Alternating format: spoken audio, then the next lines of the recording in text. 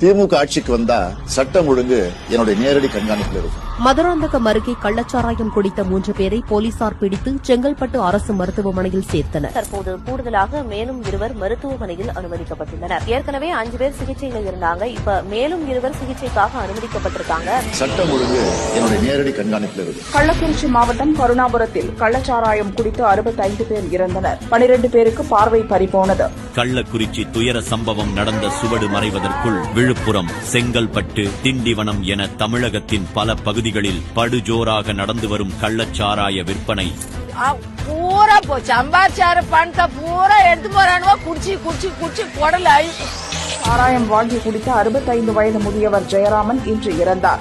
நேற்று நைட்டு வந்துட்டு ஆம்புலன்ஸ் வந்து ஹாஸ்பிட்டலுக்கு இட்டுன்னு போனாங்க. வாந்தி இருந்து ரெண்டு தடவை இன்னைக்கு இத்தனை உயிர் குடிச்சிருக்குன்னு அதுக்கு காரணம் முழுக்க கவர்மெண்டோட அசால்ட் தானே சார்.